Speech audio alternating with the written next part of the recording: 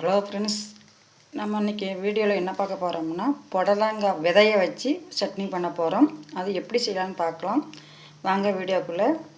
இப்போ அடுப்பை பற்ற வச்சுட்டு கடாயை வச்சு அடுப்பில் வச்சுட்ருக்கேன். ஃபஸ்ட்டு எண்ணெய் ஊற்றிக்கிடலாம்.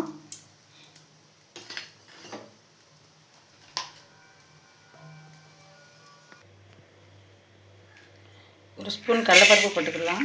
உளுந்த பருப்பு, கடலைப்பருப்பு ஒரு ஸ்பூனு,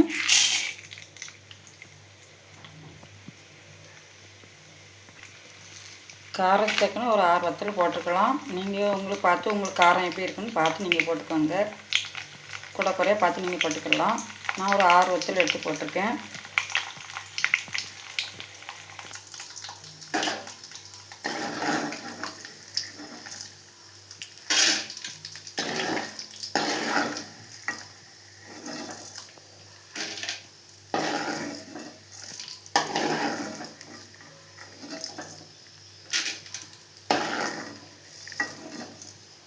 அடுத்ததை அடுத்து மாற்றிக்கிடலாம். அதே கடல் எண்ணெய் இருக்குல்ல, அதுலேயும் இந்த புடலங்காய் விதையும் போட்டுக்கலாம்.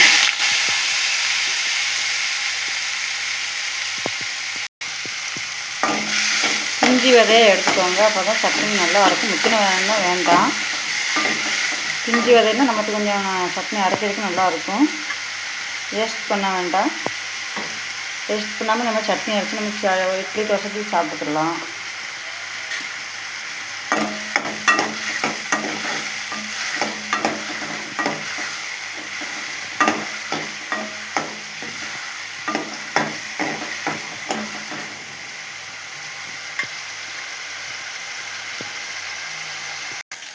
இந்த மாதிரி புடலங்காய் பிஞ்சு விதையை நல்லா நம்ம எண்ணெயிலே நல்லா வேக விட்டு எடுத்துக்கணும்.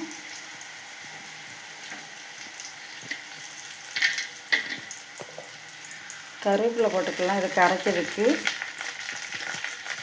வறுத்து வச்சதையும் சேர்த்துக்கிடலாம்.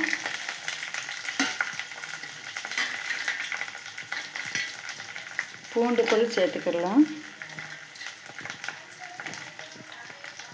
புளி கழுவி நல்லா சுத்தம் பண்ணி போட்டுக்கோங்க.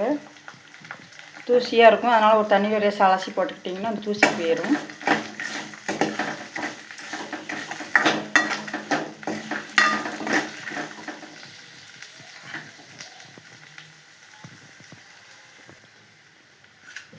உப்பு தூக்கிடலாம்.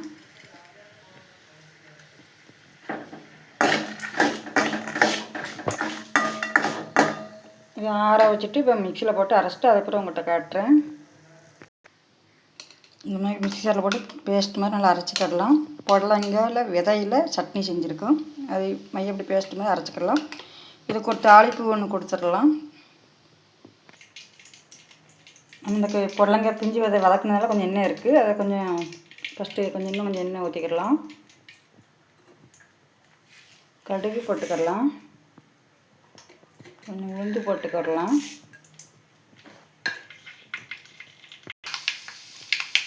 கருவேப்பிலை கொஞ்சம் சேர்த்துக்கலாம். அரைச்சி வச்ச விழுதை சேர்த்துக்கிடலாம்.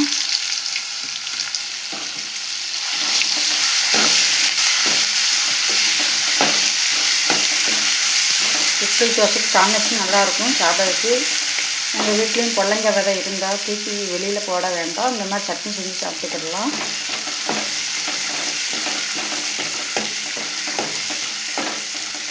வேஸ்ட்டுன்னு நினைக்காதீங்க. அந்த மாதிரி ஒரு சட்னி ஒரு நேரத்துக்கு சட்னி நம்ம ரெடி பண்ணி சாப்பிட்டுக்கலாம்.